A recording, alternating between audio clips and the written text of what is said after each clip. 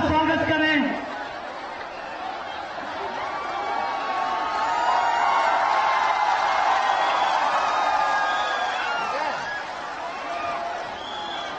और अब मैं ज्यादा समय न लेते हुए आज की चुनावी जनसभा की मुख्य अतिथि करोड़ों करोड़ों उपेक्षित मजलूमों, सर्व समाज की जनप्रिय नेता, सामाजिक परिवर्तन की महानायिका आदरणीय बहन जी से विनम्र आग्रह करता हूं कि वो आए और इस उमड़े हुए जन सैलाब को संबोधित करने की कृपा करें। आदरणीय बहन जी, बहुजन समाज पार्टी जिंदाबाद। आदरणीय बहन जी।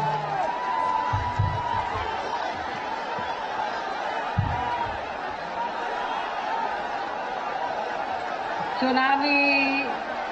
जनसभा में इकट्ठा हुए बीएसपी के सभी छोटे बड़े पदाधिकारियों एवं कार्यकर्तागण, आज आप लोग उत्तर प्रदेश में विधानसभा के लिए हो रहे आम चुनाव में अपनी पार्टी के वाराणसी मंडल के उम्मीदवारों के समर्थन में मुझे सुनने के लिए यहाँ भारी संख्या में इकट्ठा हुए हैं, तो उसके लिए मैं आप सभी लोगों का हार्दिक दिल से आभार प्रकट करती हूँ। इतना ही नहीं, बल्कि आज आपकी इस अपार भीड़ को भी देखकर मुझे ऐसा लग रहा है कि आप लोग इस बार चुनाव में यहाँ अपने वाराणसी मंडल से भी खासकर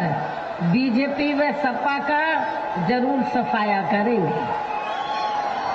इस विश्वास के साथ ही अब मैं सबसे पहले अपनी पार्टी के संबंध में ये कहना चाहूंगी कि हमारी पार्टी ये चुनाव उत्तर प्रदेश की सभी विधानसभा की सीटों पर अकेले अपने बलबूते पर ही पूरी तैयारी व दमदारी के साथ यहाँ सन 2007 की तरह ही फिर से अपनी पार्टी की पूर्ण बहुमत की सरकार बनाने के लिए लड़ रही है, ताकि आपको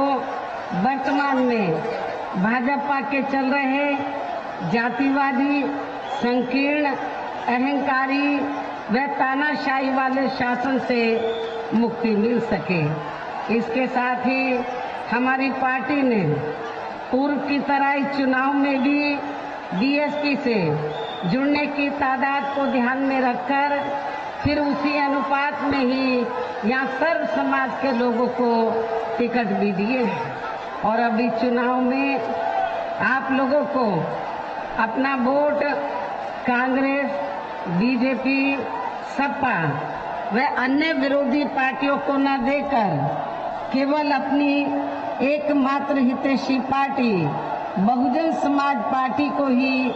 देना क्यों जरूरी है, इसे आप लोगों को समझना होगा। हालांकि इस संदर्भ में आप लोगों को ये मालूम है कि आजादी के बाद शुरू में काफी लंबे समय तक केंद्र व उत्तर प्रदेश सहित देश के अधिकांश राज्यों में भी कांग्रेस पार्टी की ही अकेले यहाँ सरकारें रही हैं, किंतु इनकी गलत नीतियों व गलत कार्य प्रणाली की वजह से ही अब ये पार्टी केंद्र व काफी राज्यों के साथ साथ यहाँ उत्तर प्रदेश की सत्ता से भी बाहर हो चुकी है। इसके साथ ही ये पार्टी जबरदस्त जातिवादी होने के कारण शुरू से ही हर मामले में खासकर यहाँ दलित, आदिवासी व अन्य पिछड़ा वर्ग विरोधी पार्टी भी रही है और अभी भी है, जिस कारण केंद्र में रही इस कांग्रेस पार्टी की सरकार ने इन वर्गों के मसीहा व भारतीय संविधान के मूल निर्माता परम पूज्य बाबा साहब डॉक्टर भीमराव अंबेडकर को भारत रत्न की उपाधि से भी सम्मानित नहीं किया था, जिसके लिए वो हर प्रकार से पात्र भी थे। इतना ही नहीं, बल्कि इनकी मूवमेंट को आगे बढ़ाने के लिए अपनी पूरी जिंदगी समर्पित करने वाले मान्यवर श्री कांशीराम जी के देहांत होने पर भी केंद्र में उस समय इसी कांग्रेस पार्टी की रही सरकार ने इनके आदर सम्मान में एक दिन के लिए भी राष्ट्रीय शोक घोषित नहीं किया था तथा न ही इस पार्टी की रही सरकार ने पिछड़े वर्ग की आरक्षण संबंधी मंडल कमीशन की रिपोर्ट को भी लागू किया था, जिसे फिर बीएसपी ने अपने कड़े संघर्ष व अथक प्रयासों से केंद्र में रही श्री बीपी सिंह की सरकार से ही लागू करवाया था। साथ ही इसी सरकार में ही बाबा साहब डॉक्टर भीमराव अंबेडकर को भी भारत रत्न की उपाधि से सम्मानित किया गया था। लेकिन अब केंद्र व अधिकांश राज्यों की भी सत्ता से बाहर होने पर यही कांग्रेस पार्टी खासकर दलितों, आदिवासियों व अन्य पिछड़े वर्गों के वोटों की खातिर आए दिन किस्म किस्म की नाटकबाजी करती रहती है, जबकि इन वर्गों के व अन्य और मामलों में भी इस पार्टी की सच्चाई तो ये है कि कांग्रेस पार्टी जब सत्ता में आसीन होती है और इनके अच्छे दिन होते हैं तो तब इस पार्टी को इन वर्गों का विकास व उत्थान आदि याद नहीं आता है तथा न ही इनको महिलाओं की भी भागीदारी याद आती है और इसीलिए हमें फिर इन सब कारणों की वजह से ही हमें फिर बीएसपी बनाने की जरूरत पड़ी है। इतना ही नहीं बल्कि इस पार्टी के बाद खासकर यहाँ सपा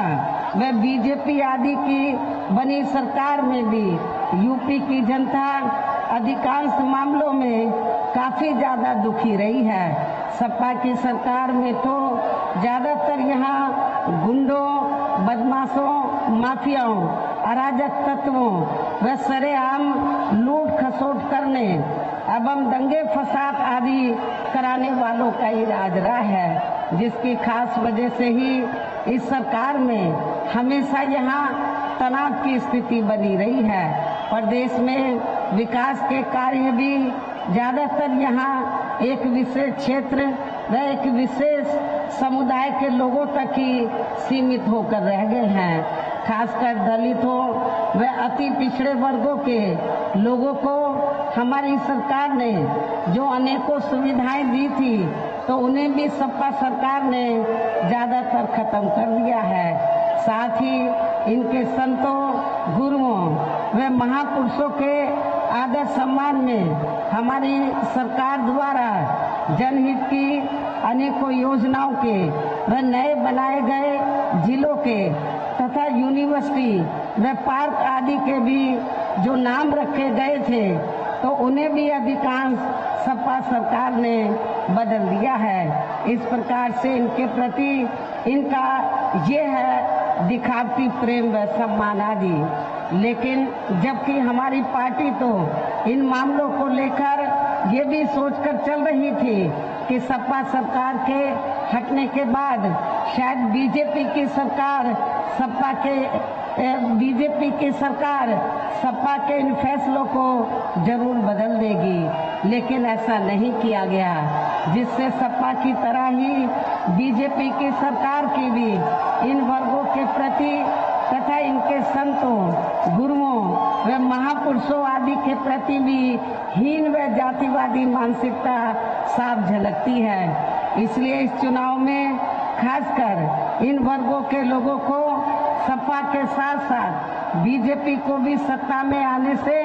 जरूर रोकना है। इसी प्रकार भाजपा सरकार की भी नीतियां व कार्यशैली अधिकांश यहाँ जातिवादी, पूंजीवादी एवं आरएसएस के संकीर्ण एजेंडे को ही लागू करने पर टिकी रही है, जिससे प्रभावित एवं शिकार हुए लोगों का इस सरकार में सही से विकास व उत्थान आदि नहीं हो सका है। साथ ही इनका हर स्तर पर काफी ज्यादा शोषण व उत्पीड़न आदि है। धर्म के नाम पर हमेशा यहाँ तनाव व नफरत आदि का वातावरण ही बना रहा है। प्रदेश में अपराध भी काफी ज्यादा बढ़े हैं। खासकर दलित, अकलियत व महिलाएं आदि भी इस सरकार में कतई भी सुरक्षित नहीं रही हैं। लेकिन मीडिया में इनके सही आंकड़ों को ज्यादातर दबा दिया जाता है। इसके अलावा प्रदेश में गरीबों, मजदूरों, बेरोजगारों व अन्य मेहनतकश लोगों के साथ साथ दलितों, आदिवासियों, पिछड़े वर्गों, मुस्लिम एवं अन्य धार्मिक अल्पसंख्यक समाज के लोगों के हित व कल्याण के लिए वर्षों से जो भी यहाँ सरकारी योजनाएं चल रही थी, तो उनका भी इन्हें वर्तमान भाजपा सरकार में सही से पूरा लाभ नहीं मिल पा रहा है। साथ ही दलितों व पिछड़ों को भी अब आरक्षण का पूरा लाभ नहीं मिल पा रहा है, क्योंकि अब इस सरकार में भी ज्यादातर सरकारी कार्य प्राइवेट सेक्टर के जरिए ही कराए जा रहे हैं, जिसमें इनके लिए आरक्षण की कोई